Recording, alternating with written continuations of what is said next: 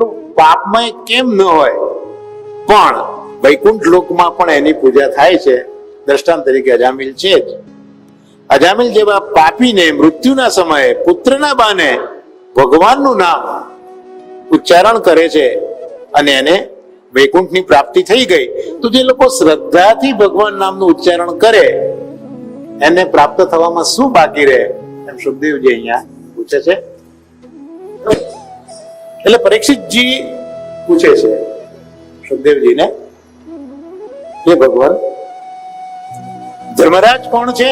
દેવાધિદેવ છે, દેવોના પણ દેવ છે.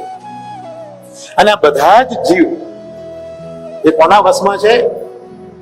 યમરાજાના વશમાં છે. અને ભગવાનના પાર્ષદોએ એમની જ આજ્ઞાનો ભંગ કરી દીધો અને એમના દૂતોને અપમાનિત કરી દીધા.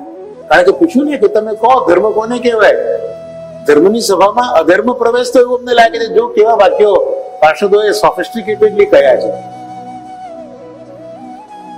આવી રીતના અપમાન સહના લોકોએ કરવું પડ્યું.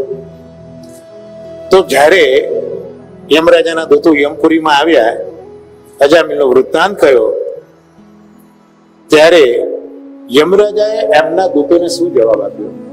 યમરાજાએ એમના દૂતો આગળ શું ખુલાસો કર્યો?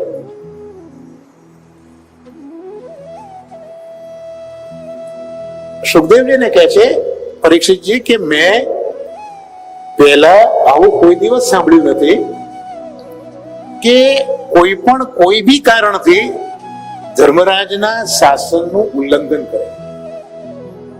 મેં હજી સુધી જોયું નથી, એ સાંભળ્યું પણ નથી કે ધર્મરાજનું શાસન એટલે કોઈ માણસ એના મૃત્યુ સમયે મૃત્યુ થયું ને પાછો એ યમરાજના બદલે પાર્ષદ બને ઠાકોરજીનો વૈકુંઠ લોકમાં. આવું તો મેં કોઈ દિવસ જોયું નથી. તો આ વાત તમે મને કૃપા કરીને સમજાવજો. નહીં સમજાવો તો લોકો બહુ સંદેહ કરશે. એટલે આ મને સમજાવો. અને બીજું કે આપના સિવાય મને બીજું કોઈ એવું નથી લાગતું કે જે અમારો સંદેહ દૂર કરે. સુખદેવજી, આપ જ સંદેહ દૂર કરી શકશો, બીજો કોઈ સંદેહ દૂર નહીં કરી શકે. પરીક્ષિતજી વિનંતી કરી. આ બધા જે કોન્વર્સેશન છે એમાં આપણને ઘણી ઘણી વસ્તુ શીખવા મળે કે if V apply it in our day to day life, આપણે પણ કોઈની પાસે કંઈક કામ હોય કે કંઈક જાણવું હોય તો ધીસ ઇઝ અ વે. આપણી અત્યારના જે છે ઇન્ટરેક્શનની આખી રીત એ જરા થોડીક આપણને ઘણી વખત નવી પ્રમાણે એવી લાગે. કોઈક આપણી પાસે આવીને અમુક વસ્તુ પૂછે તો આપણને થોડીક નવીનતા લાગે કે ભાઈ આવી રીતનું પૂછાતું હશે તો એક ચોક્કસ વિવેક પણ પૂછવામાં જોઈએ. કોઈ વ્યક્તિ પાસે તમારે કંઈક અર્જિત કરવું છે, તમારે કંઈક મેળવવું છે તો વિવેક જોઈએ. તમે વિચારો કે જ્યારે વામન ભગવાન બલિરાજા પાસે ગયા અને કંઈક માગવું છે, કંઈક લેવું છે, તો સીધું નથી માગ્યું.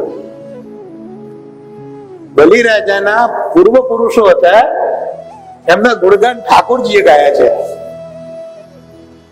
વિરોચન આવા ભક્ત થઈ ગયા, હિરણ્યકશ્યપ આવા થઈ ગયા, પ્રહલાદ આવા થઈ ગયા.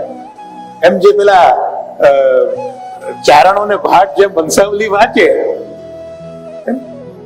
રાવણ ભગવાને બલિયાગળ આખી એની વંશાવલી વાંચી છે અને એના પૂર્વજોની બહુ વાવા કરી છે. પછી કહ્યું કે તું મને આપ. આ વિવેક ઠાકોરજી આપણને શીખવે છે કે કંઈક માગવું હોય તો એકદમ ન મંગાય. there should be a definite way. આ વિવેક શીખવા જેવો છે. એટલે કોઈની પાસે આપણે પણ કોઈની પાસે જ્ઞાન ઉપાર્જિત કરવું હોય એટલે ગીતામાં પણ કહ્યું ને તત વિધિ પ્રણિપાતેન પરિપ્રશ્નેન સેવયા. ગીતામાં ઠાકોરજી આજ્ઞા કરે છે કે તમારે તમારા કોઈ બી વ્યક્તિ ગુરુ પાસે કે કોઈ જ્ઞાની પાસે કંઈક જાણવું છે તદ વિધિ, એ જાણ કઈ રીતે? તદ વિધિ પ્રણિપાતેન, નમસ્કાર કરો, સેવયા, એમની સેવા કરો. પ્રણિપાત કરો, સેવા કરો તો એ તમને આપોઆપ જણાવે. એમ અહીંયા પણ પરીક્ષિતજી સુખદેવજી આગળ જે રજૂઆત કરે છે એવી સુંદર રજૂઆત કરી કે આ તો શંકાનું સમાધાન કરવું જ પડશે, નહીં તો બહુ મોટો સંદેહ આવનારા દિવસોમાં થઈ જશે, કારણ કે હવે કલયુગ આવી રહ્યો અને આ સંદેહ દૂર કરવાનું સામર્થ્ય તમારામાં જ છે, બીજા કોઈનામાં નથી. એટલે અહીંયા બીજી વસ્તુ એક ગૌર કરી લો કે સુખદેવજી ખરેખર આ કેપેસિટી વાળા છે, માટે પરીક્ષિતજી કે છે. આપણે તો અહીંયા શું છે કે કશું જ ના હોય તો એ વાવા કરીએ બધા.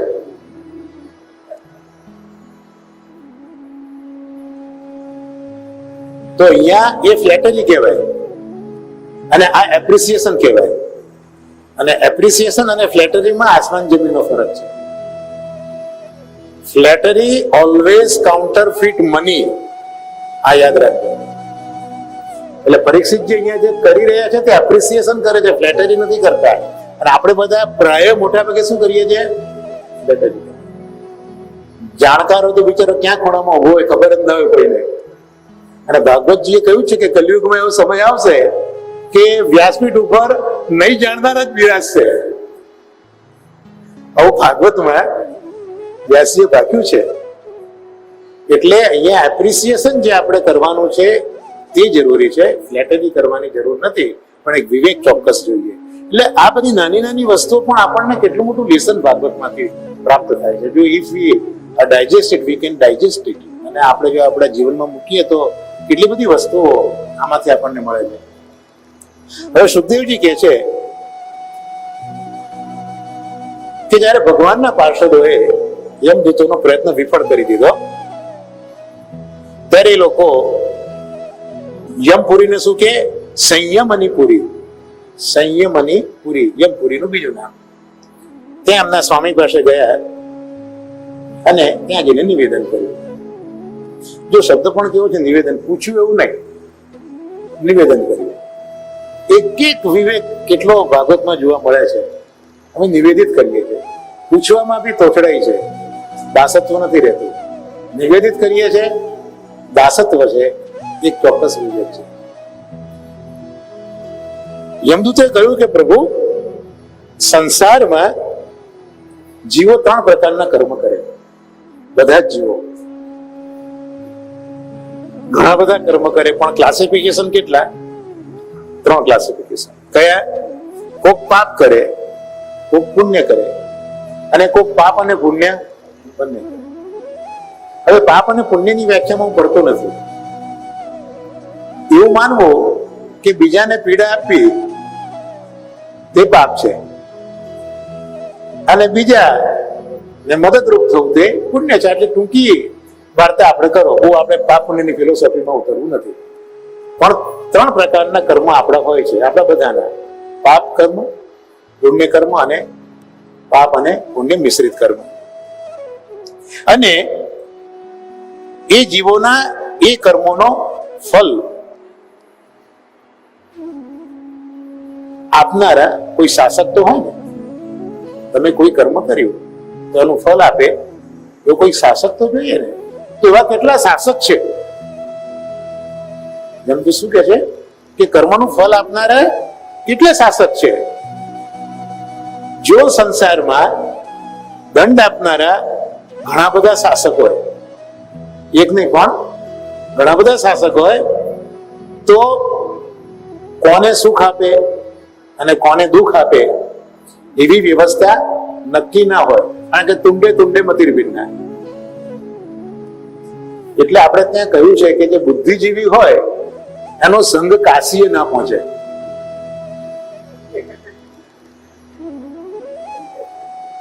મેક્સિમમ દુઃખી બુદ્ધિજીવીઓ થાય, એમનો સંગ કાશીએ ન પહોંચે. કેમ? કારણ કે એક વસ્તુ કરવી છે તો એક કહેશે આપ કરો, બીજું કે ના ના આવું ન થાય, આમ કરો. બીજું કે તમને કઈ ખબર જ નથી, આમ જ થાય. બરોબર છે? એટલે બધા એમનું મોઢું હલાવે, હાથ પગ કોઈ ના હલાવે. જયારે પેલા મજૂર હોય, લાલ વાવટા કાળા વાવટા, એમણે તો એમનો નેતા કે આમ કરો એટલે એમના હાથ પગ હલવા માંડે, એમનું મોઢું બંધ થઈ જાય. એટલે લોકો જીતે છે, એટલે લોકો જીતે છે. એટલે આ લોકોને એ થયું કે જો અનેક શાસક હોય તો પછી સુખ અને દુઃખ કોણ આપે ને કોણ નક્કી કરે કે સુખ શું ને દુઃખ શું?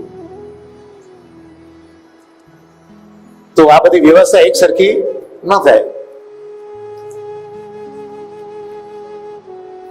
સંસારમાં કર્મ કરનારા અનેક હોય છે. જો એ અનેક કર્મ કરનારના શાસકો પણ અનેક હોય તો પછી એ શાસકોનું નામ ખાલી કહેવા પૂરતું જ હોય. પછી રબર સ્ટેમ્પ જેવું એમ, એ પોતે કશું સ્વતંત્ર કરી ન શકે. અનેક હોય એ સ્વતંત્ર ન કરી શકે. એ કેનું જેવું થાય કે એક સમ્રાટ હોય એના બહુ બધા સામંતો હોય, આમ લાગે કે રાજા છે પણ કેવા નામ માત્ર ના રાજા હોય. રાજ્ય કોનું ચાલતું હોય? જે સમ્રાટ હોય એનું ચાલતું હોય. આ બધા જો વધારે હોય તો એ તો ખાલી નામ માત્ર ના હોય, અંગૂઠા છાપ કે રબર સ્ટેમ્પ હોય, એમનું કશું ઉપજે નહીં.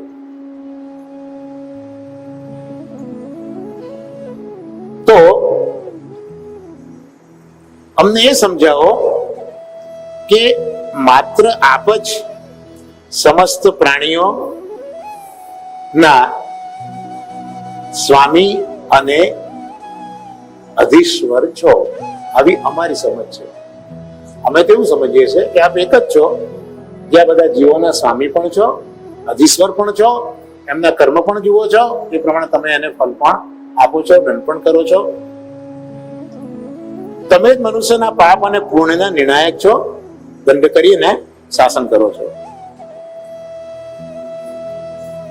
અત્યાર સુધી સંસારમાં આપી જે દંડ નિયત કર્યો, તમે જે દંડ નિયત કર્યો, તો અત્યાર સુધી સંસારમાં કોઈ એની અવહેલના કરી નથી, કે દંડને ઉથાપ્યો નથી.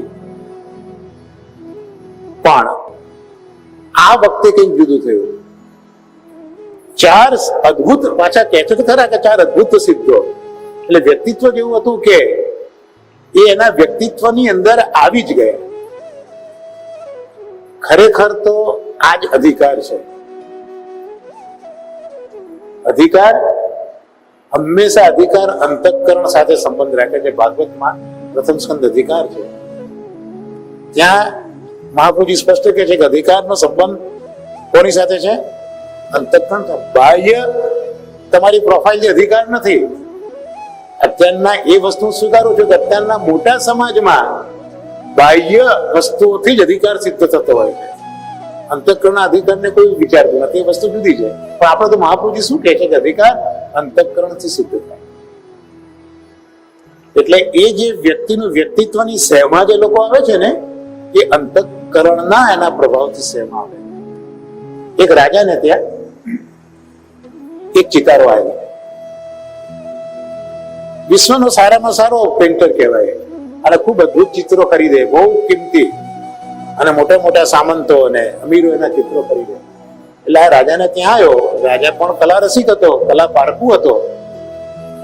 એટલે એને એમ થયું કે હું રાજાના દરબારમાં જવું. ચિત્રો લઈને આવ્યો અને એને એમ કહ્યું રાજાના દરબારમાં તો કેટલા મારે વૈભવથી જવું પડે, એટલે સરસ મજાનો ઠાઠ, સરસ મજાના કપડા, આભૂષણો, હાથ બધું ધરીને આવ્યો અને જઈને બેઠો. આખા દરબારનું ધ્યાન એની તરફ ગયું, રાજાનું ધ્યાન ના ગયું. એટલે પેલાને જરા થોડું માઠું લાગ્યું કે આ રાજા પાસે આવ્યો હું કઈક કદરની આશાએ. આ રાજા મારી શું કદર કરવાનો હતો? પણ હવે આવ્યો તો એટલે બેસી તો રહેવું પડે. એને એની બધી વાતો કરવા માંડી કે હું અહીંયા ગયો, અહીંયા ગયો, આને આ ખરીદ્યું, આટલા મારા પેન્ટિંગ મોંઘા. આખી સભા સાંભળે પણ રાજા ધ્યાન જ ના આપે. એટલે પેલાને થયું કે આ કઈ આપણું કામ નહીં બને. પછી એને છેવટે રાજાને કહ્યું કે તમે કહેતા હો તો હું તમને મારા ચિત્રો બતાવો. એટલે રાજા સામે ચિત્રો ખોલ્યા. એવો જ રાજા એની પાસે ગયો, એને ભેટી પડ્યો અને ભેટીને એને પોતાના સિંહાસનની બાજુમાં એક સરસ આસન ઉપર એને બેસાડ્યો.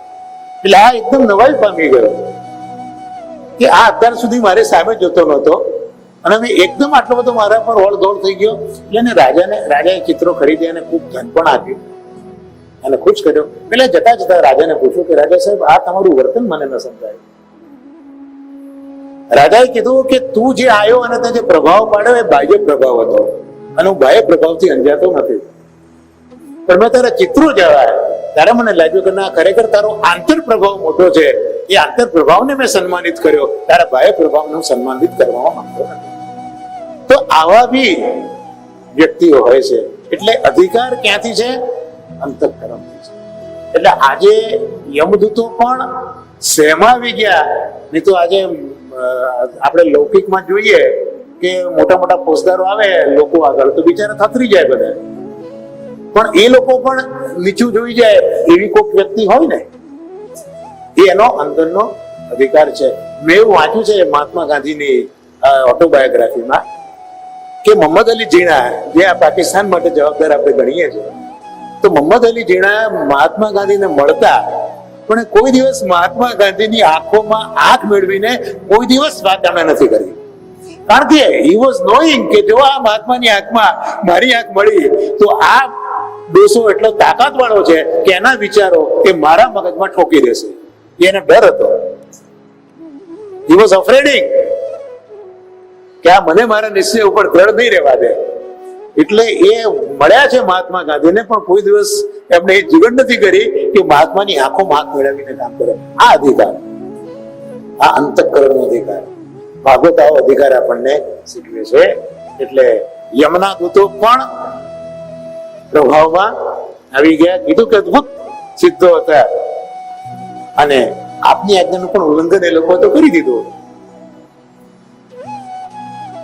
આપની આજ્ઞા હતી એટલે પેલા એક પાપીને અમે લોકો યાતના ગૃહ તરફ લેવા માટે જઈ રહ્યા હતા, પણ આ ચાર સિદ્ધોએ બળપૂર્વક એ અમે જેને રસ્સીથી બાંધેલા હતા એને કાપી નાખ્યા અને પેલા પાપી જીવને છોડાવી દીધો. તો અમે એ રહસ્ય જાણવા માંગીએ છીએ. અમે એ રહસ્ય જાણવા માંગીએ છીએ કે આવું કેમ, અને કેટલો સરસ વિવેક કરે છે. જો આપ અમને આ સમજવા માટેના અધિકારી સમજો તો તમે અમને આ રહસ્ય સમજાવો. કેટલી અદ્ભુતતા છે. ભલે યમદૂતો છે પણ કેટલો વિવેક છે કે જો અમે એને લાયક હોઈએ, અને આપણે તો શું કોઈની પાસે જઈએ ત્યારે અધિકારી છીએ જ એમ જ માનીને જવાનું. આપણો અધિકાર આપણે સિદ્ધ કરીને જવાનું.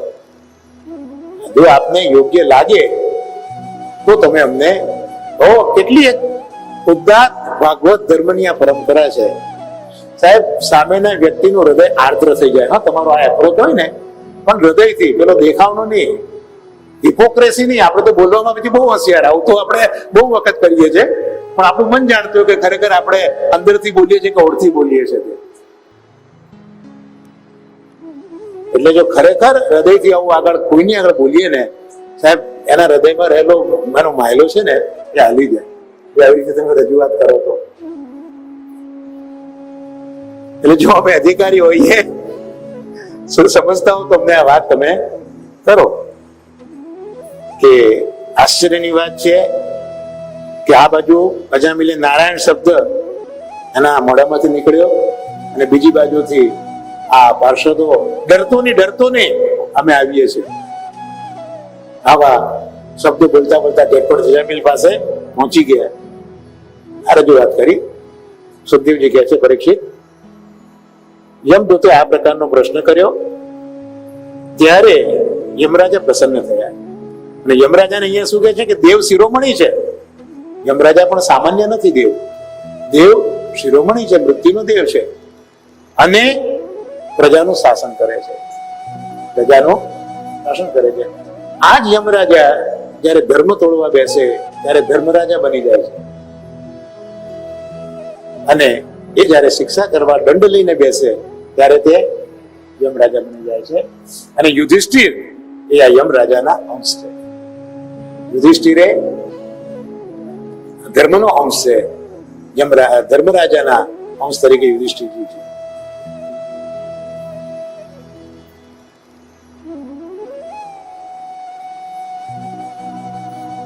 એટલે યમરાજ પણ ભગવાન છે, પ્રસન્ન થયા. હવે એમણે કહેવાની શરૂઆત કરી, પણ કહેવાની શરૂઆત કરી પહેલા એમણે શું કર્યું? યમરાજા કર્યું શું? કેટલું સુંદર છે કે યમરાજા પ્રસન્ન થયા પ્રશ્નથી અને પછી શ્રી હરિના ચરણ કમલનું સ્મરણ કર્યું. તરત નથી કેવા લાગ્યા, પેલા રાજી થયા કે સરસ પ્રશ્ન પૂછો, સુંદર પ્રશ્ન પૂછ્યો. આ એટલે હરિનું પણ સ્મરણ નથી કર્યું, હરિના ચરણ કમલનું સ્મરણ. હરિનું સ્મરણ કરવામાં તો દાસત્વ જતું રહે, ચરણ કમલનું સ્મરણ કરતા આપણી હેસિયતનો ખ્યાલ આવે. અચ્છા, હમણાં જ હવે કહે છે કે તું તો મારા સિવાય પણ આ ચરાચર જગત છે, સચરાચર જગત છે, મારા સિવાય પણ એક સ્વામી છે. તમને એમ છે કે હું એકલો છું, પણ એવું નથી. પણ મારા સિવાય પણ એક સ્વામી છે.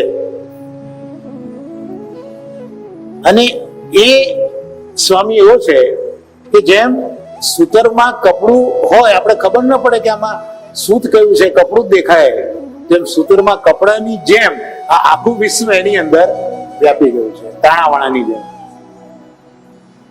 એટલે એક ચોક્કસ મારા કરતા એક એવી શખ્સિયત છે કે જેની અંદર પેલા જેમ સૂત કાપડમાં દેખાય ને એવી રીતે આખું જગત એની અંદર ઓતપ્રોત થઈ ગયું છે. અને એ જે જગતના સ્વામી છે એના જ અંશ છે બ્રહ્મા, વિષ્ણુ અને શંકર. મહાપ્રભુજી પણ એ જ કહ્યું છે કે દેવાધિદેવ તો આપણા ઠાકોરજી જ છે.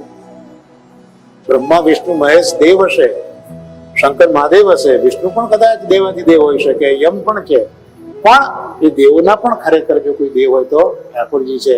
આ યમરાજ આ જ વસ્તુ કહે છે કે એમના અંશ બ્રહ્મા, વિષ્ણુ અને શંકર.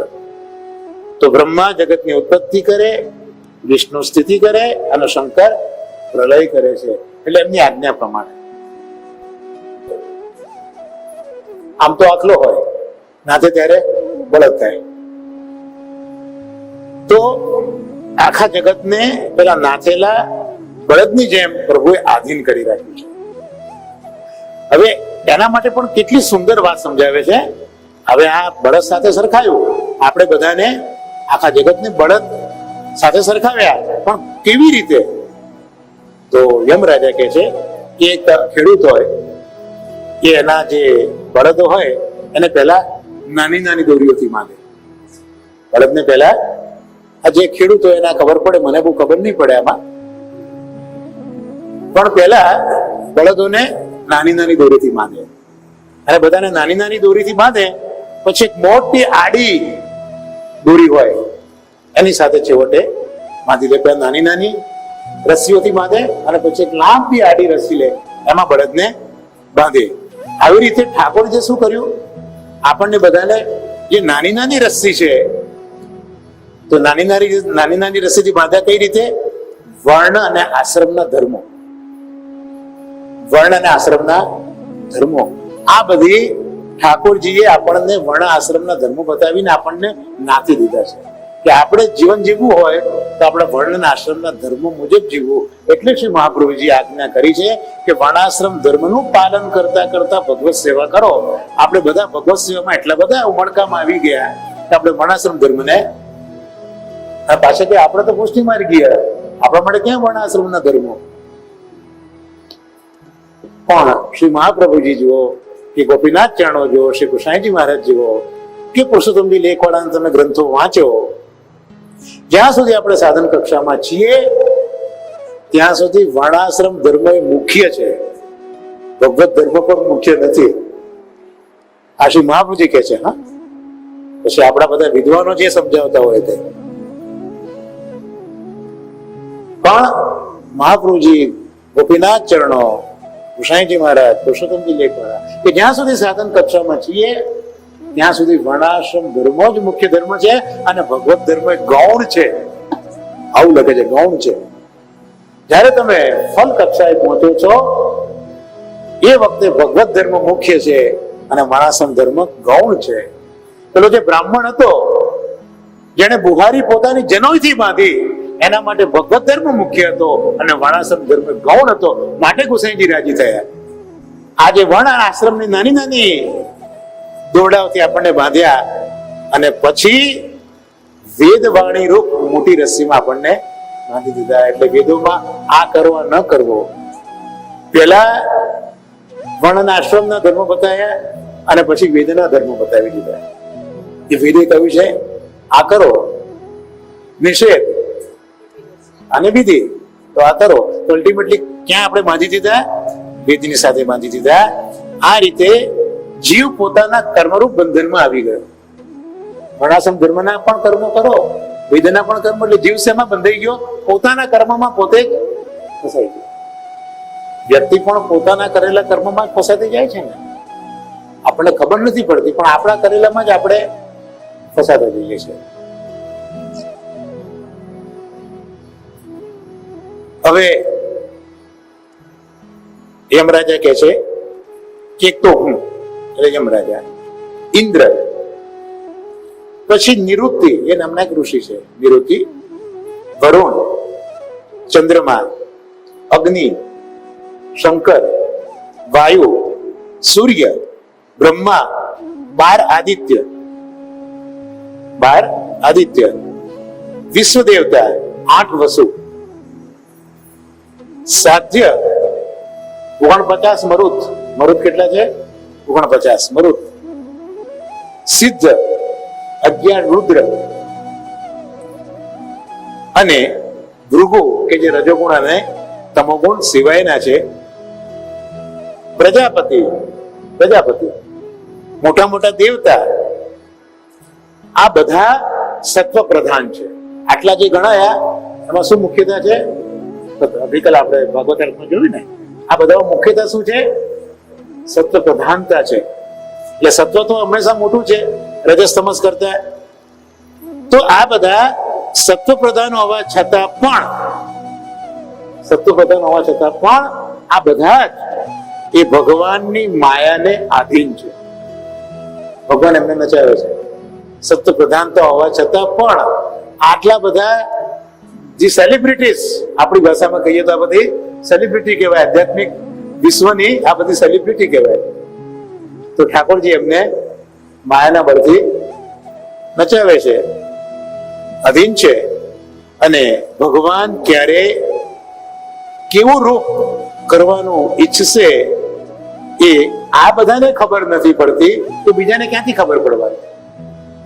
આ બધા જે ખરેખર જાણી શકવાનું સામર્થ્ય પ્રભુ મૂકી છે એમને પણ ખબર નથી પડતી કે ભગવાન ક્યારે ક્યાં કેવું સ્વરૂપ કેમ લેશે. તો બીજાને તો આમાં કઈ ખબર પડી શકવાની નથી. તો બીજાને તો વાત જ શું કરવી? જે પ્રકારે ઘડો હોય, એક પટ હોય, આ જે બધા રૂપ હોય, તો એ રૂપવાળા પદાર્થો પોતાને જોઈ શકતા નથી, કારણ કે એમને નેત્ર નથી. અને નેત્ર હોય તો બી પોતાની જાતને જોઈ શકતા નથી. એવી રીતે આપણા અંતઃકરણમાં આપણા સાક્ષી રૂપથી આ પરમાત્મા સ્થિતિ કરીને રહે છે. કોઈ પણ પ્રાણી, ઇન્દ્રિય, મન, પ્રાણ, હૃદય, વાણી, આ કોઈ પણ વસ્તુ, કોઈ પણ સાધન કરે તો પણ આ જાણી શકતી, ભલે અંદર જ બિરાજે છે, પણ જેમ ઘડો પોતાની જાતને જોઈ શકતો નથી, વસ્ત્ર પોતાની જાતને જોઈ શકતું નથી, એ જ રીતે આ જ પરમાત્મા જે માયાથી બધાને નચાવે છે એ જ આપણા ભીતર બિરાજ્યા છે. તો આપણી પાસે આટલું બધું છે કે ભાઈ હૃદય છે, પ્રાણ છે, ઇન્દ્રિય છે, મન છે, આ બધું છે, છતાં પણ આપણે એને જાણી શકતા નથી. આ જ પ્રભુ બધાના સ્વામી છે અને પરમ સ્વતંત્ર છે. ઠાકોરજી પોતાની જાતે સ્વતંત્ર કે છે, દુર્વાસાને કે છે.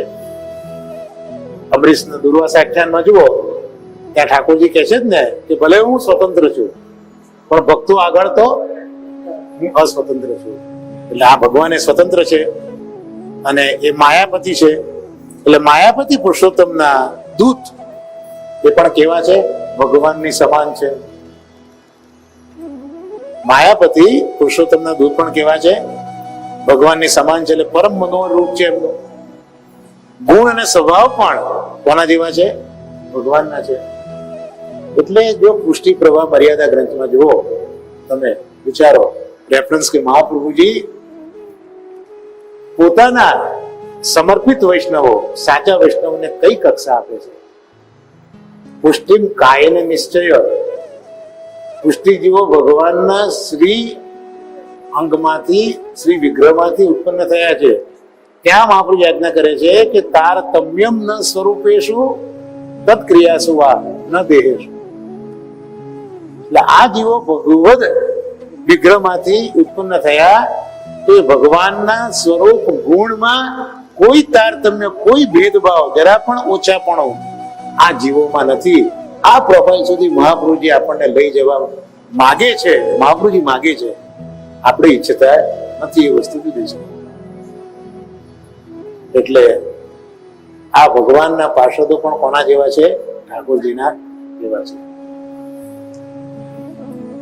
એટલે ઠાકોરજીએ જો મર્યાદા ભક્તિમાં પણ ઉદ્ધવ માટે કહ્યું કે ઉદ્ધવ મારાથી ન્યૂન પણ ઓછો નથી. આઈ થિંક 11મા સ્કંદમાં ઠાકોરજી કહે છે ઉદ્ધવ માટે કે ઉદ્ધવ મારાથી એક અણુ પણ ઓછો નથી. એટલે ભગવાન અને ભક્તનો સંબંધ જ એવો છે કે જે આપણે સમજી નહીં શકીએ. એટલે ભાગવતે ભગવાનની વ્યાખ્યા કરી કે ભગવાન ભક્ત ભક્તિમાન. આખી દુનિયા ભગવાનની ભક્તિ કરે પણ ભગવાન પોતાના ભક્તની ભક્તિ કરે છે. આ ભાગવતનો ભગવાન છે.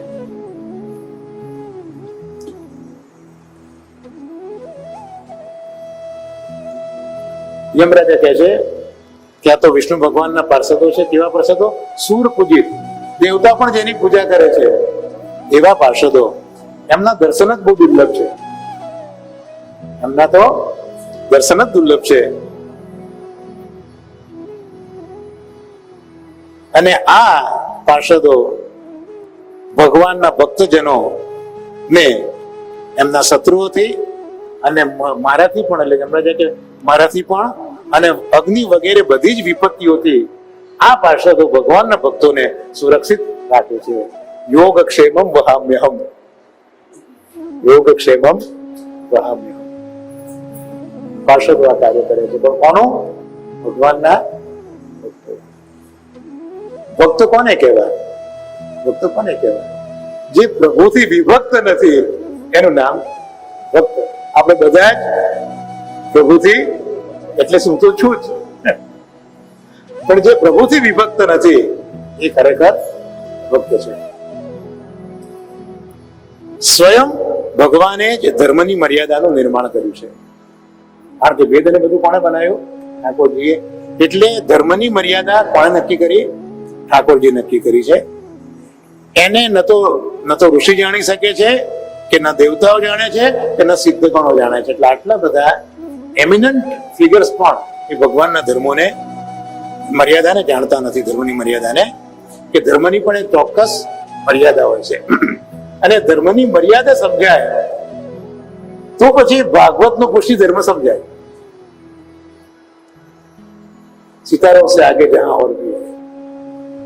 તમે ધર્મની દરેકે દરેક વસ્તુની એક લિમિટ હોય છે. એટલે ભગવાને જે ધર્મો છે એ ધર્મની પણ એક ચોક્કસ મર્યાદા છે. કારણ કે હવે યમરાજા એમને ભાગવત ધર્મ વિશે સમજાવવા માંગે છે. અને ભાગવત ધર્મ ક્યાંથી શરૂ થાય? જ્યાં વેદ ધર્મ, મર્યાદા ધર્મ જ્યાં સંપન્ન થાય ત્યાંથી ભાગવત ધર્મ. અને ભાગવત ધર્મ એ શું કહેવાય કે અત્યારની ભાષામાં કહીએ તો પેલા અમિતાભ બચ્ચનના વાક્ય જેવો છે कि हम जहां पे खड़े होते हैं वहां से लाइन शुरू होती है. આ ભાગવત ધર્મ છે. પણ એ ક્યારે જણાય? જ્યારે તમે મર્યાદા ધર્મની સમજો ત્યારે. એટલે અહીંયા તો ઋષિઓ, સિદ્ધ ગણો પણ આ મર્યાદા જાણતા નથી.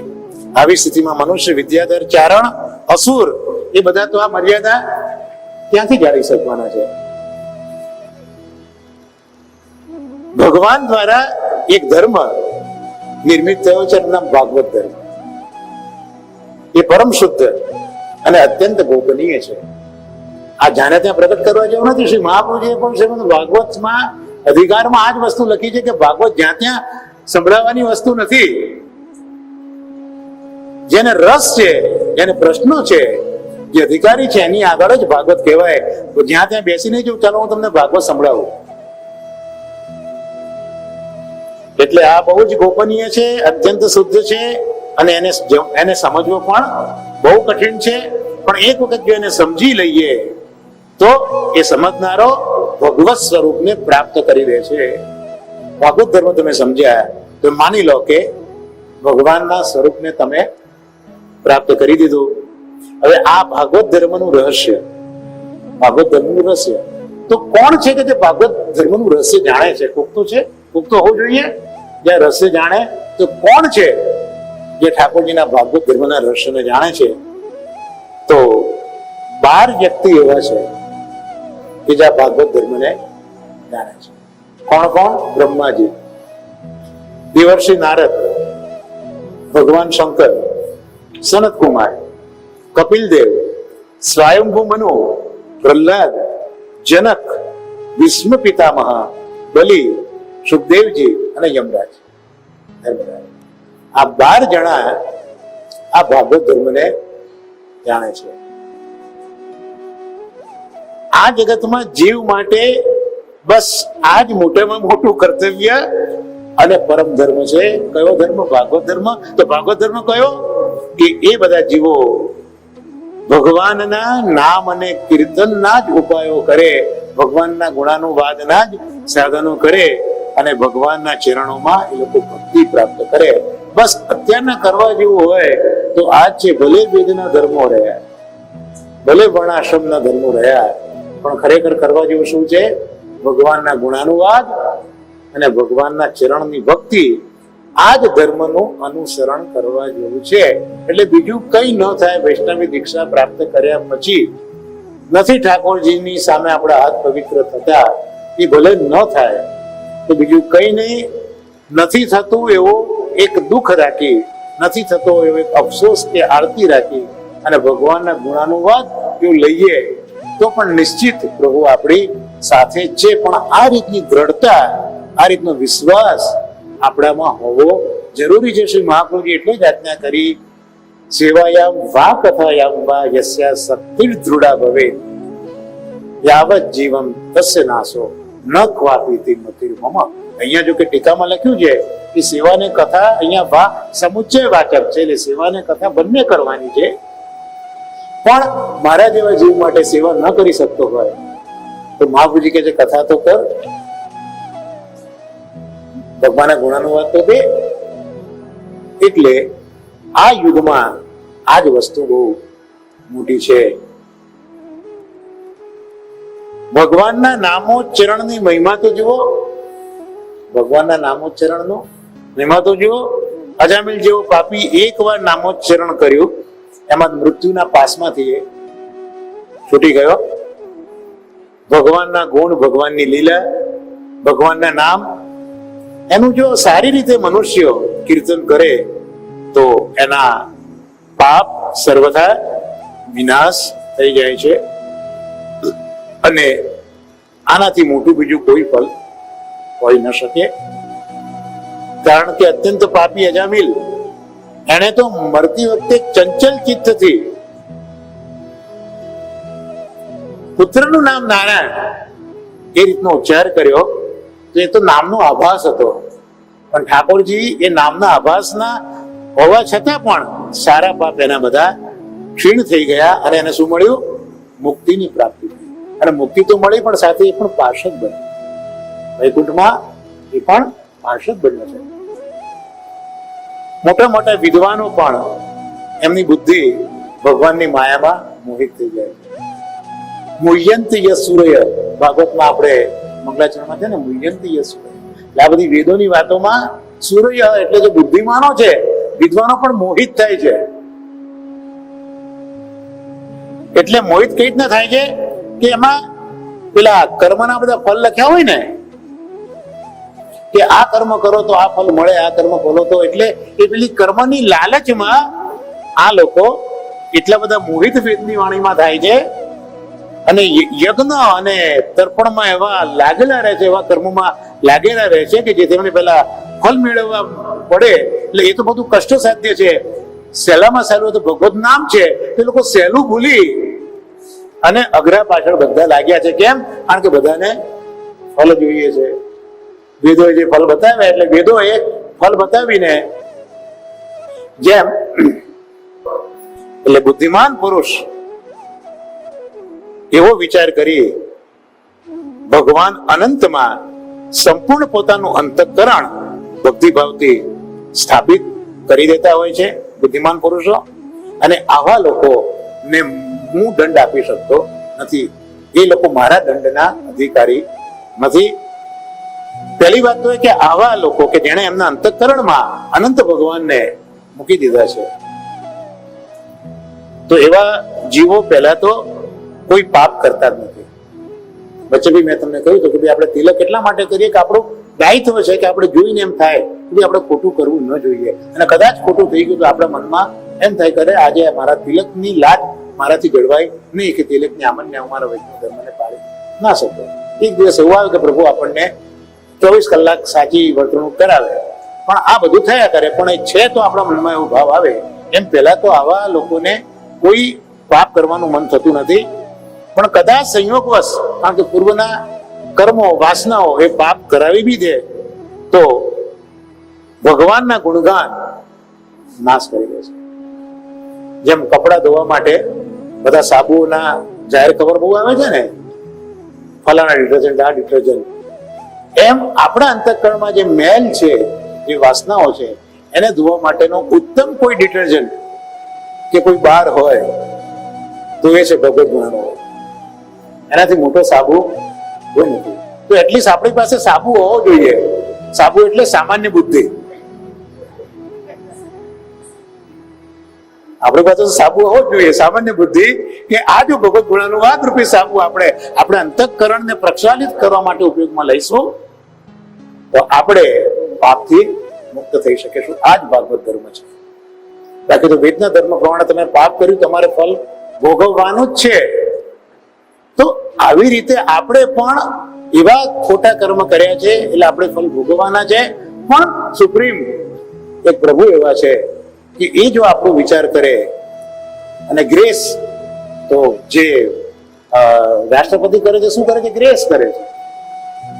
તો પ્રભુ આપણે પર ગ્રેસ કરે તો આ બધા પાપોના ભૂલમાંથી આપણને, કારણ કે બધા જે આ કર્મકાંડીઓ જ્ઞાનીઓ છે એ આ જ વસ્તુ પૂછે, આ જ વસ્તુ કાયમ માટે કહેતા હોય, કર્મ કરો એના ફળ ભોગવવા જ પડે. કોણ કહે છે કે તમને તમારા કર્મના ફલોમાંથી મુક્ત કરે?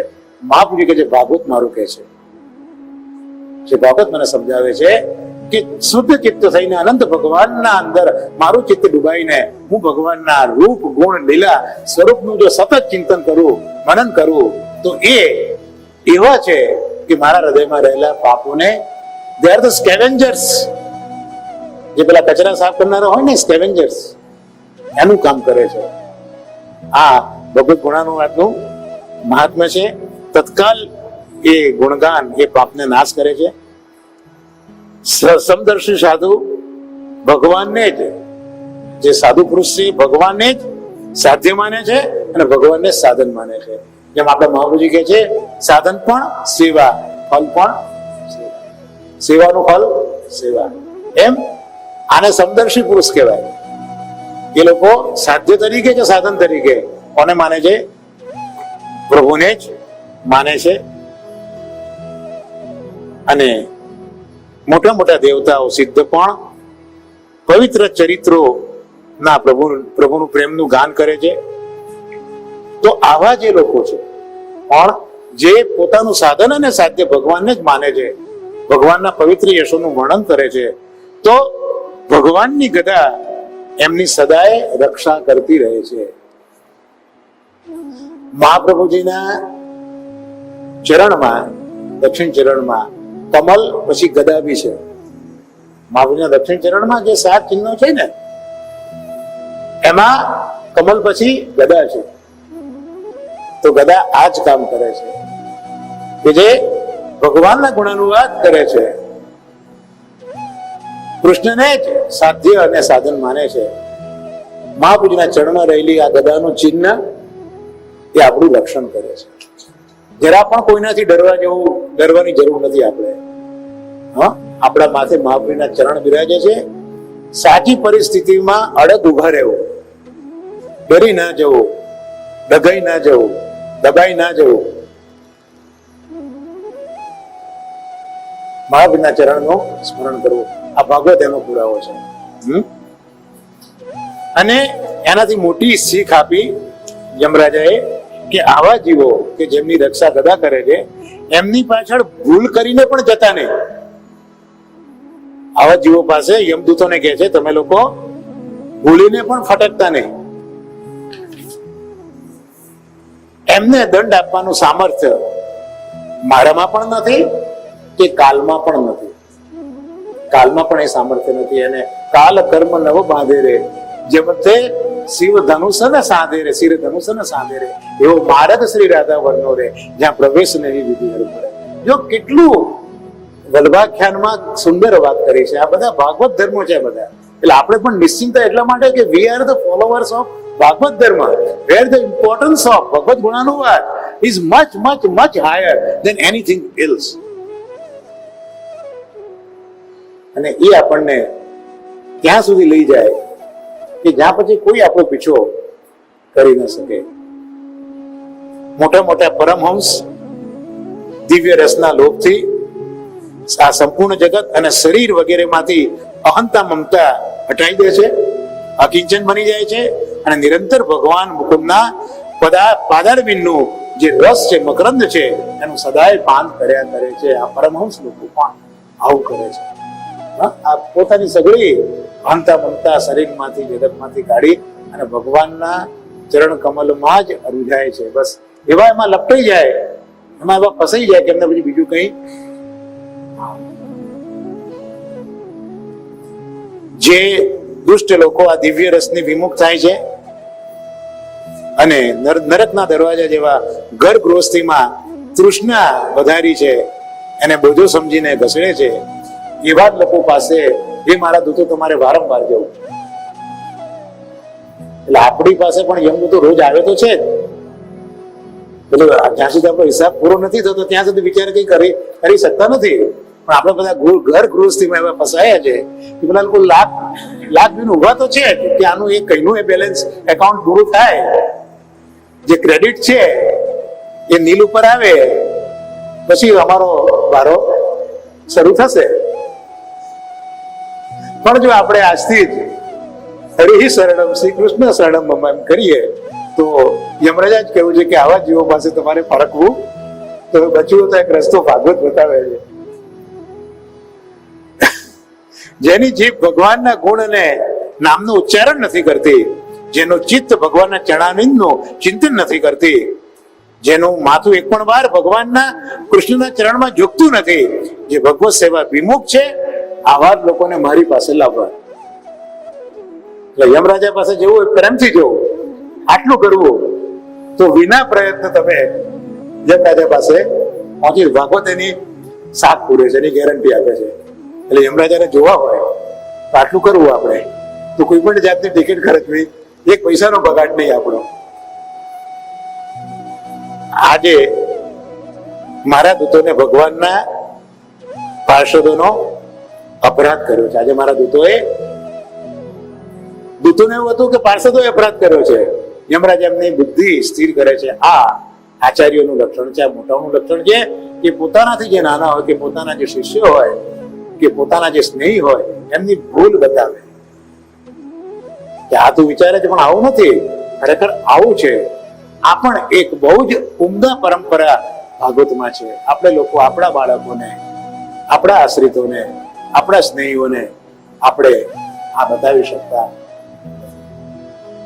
જે વખતે આપણું કુટુંબ આપણને મિત્ર સમજે, આપણું કુટુંબ આપણને એમના મિત્ર સમજે અને મિત્ર જયારે એને આપણું કુટુંબ સમજે ત્યારે માનો કે આપણું જીવન સફળ છે.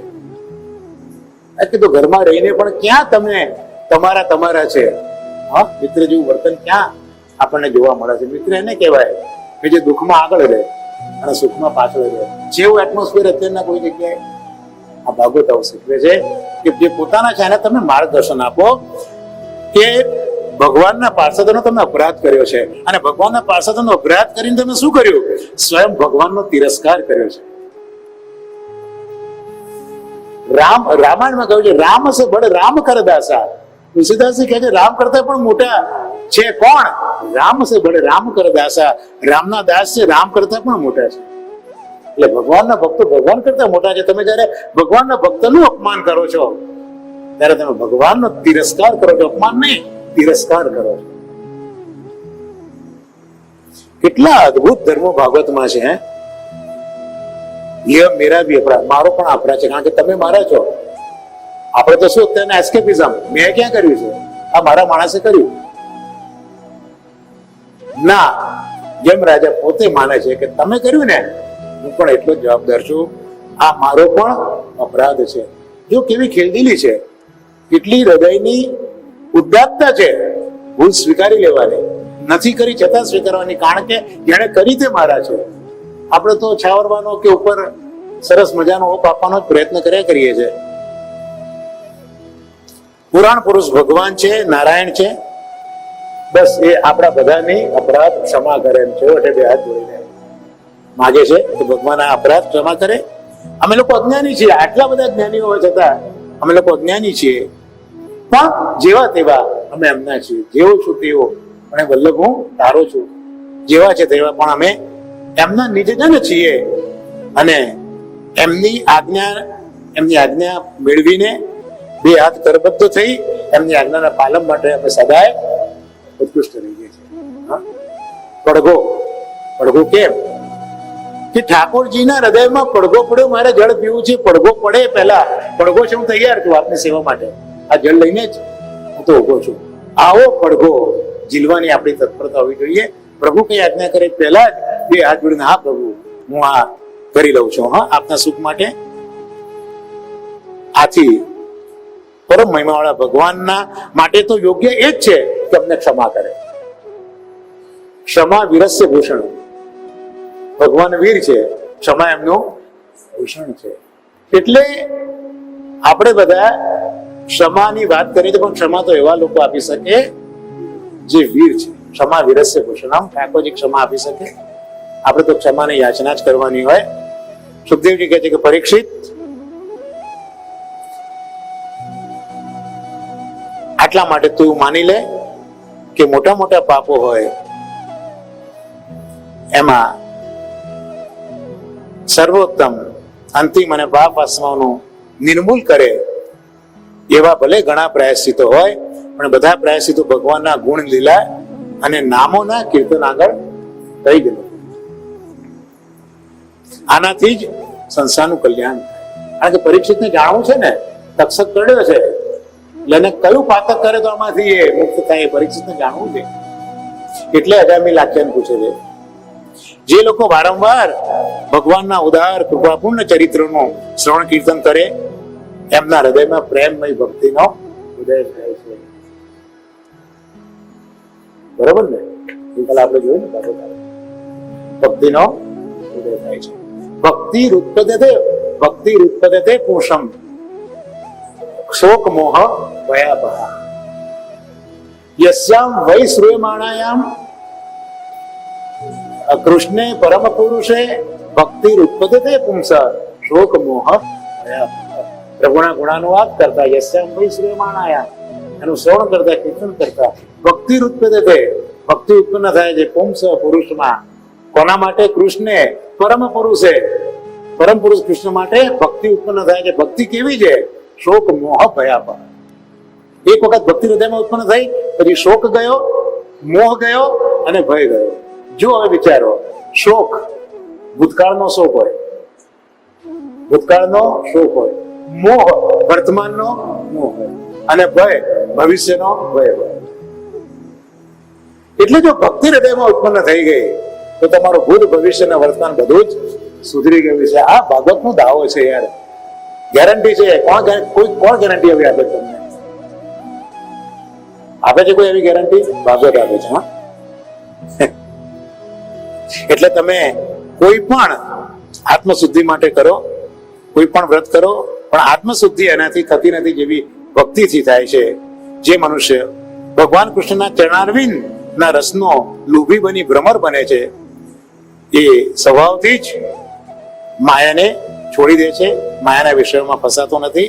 પણ જે લોકો આ દિવ્ય રસથી વિમુખ થાય છે, કામનાઓ જેમના પર હાવી થઈ જાય છે એ લોકો પાપનું માર્જન કરે છે અને આવા તો પ્રાયશ્ચિત પણ કશું કરી શકતા નથી.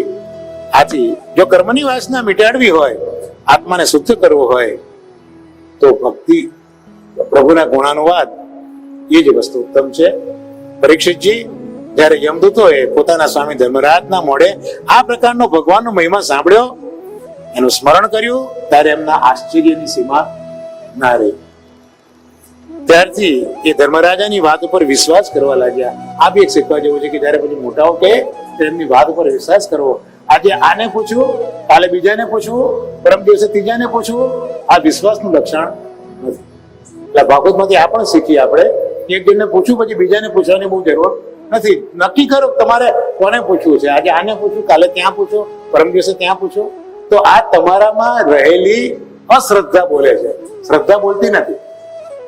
એટલે અહીંયા યમદૂતોને એમ થયું કે વિશ્વાસ પોતાના સ્વામીની વાત ઉપર પડ્યો અને પોતાના નાશની આશંકાથી એ લોકો, એમને પોતાના નાશની બીક લાગી એટલે એ પછી ભગવાનના ભક્તો આગળ જવાનું એ લોકો ભૂલી ગયા.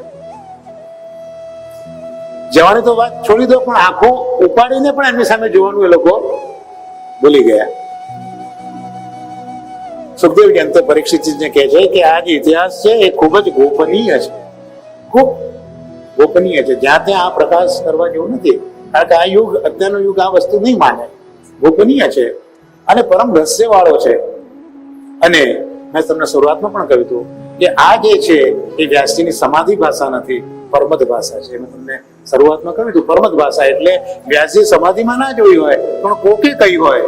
તો અહીંયા સુખદેવજી સ્વીકારે છે કે મલય પર્વત, મલયાચલ પર્વત ઉપર અગસ્ત્ય મુનિ બિરાજે છે. અગસ્ત્ય ક્યાં બિરાજે? મલયાચલ. તો એ અગસ્ત્યએ હરિની પૂજા કરતા કરતા મને આ આખું આખ્યાન સંભળાયેલું હતું. એ પરીક્ષિત એ આખ્યાન હું તને કહું છું. તો આ સાથે અહીંયા અજામિલ આખ્યાન શ્રી મહામુનિની કૃપાથી, ધર્મરાજના આશીર્વાદથી આ આખ્યાન આપણું અહીંયા સંપન્ન થયું.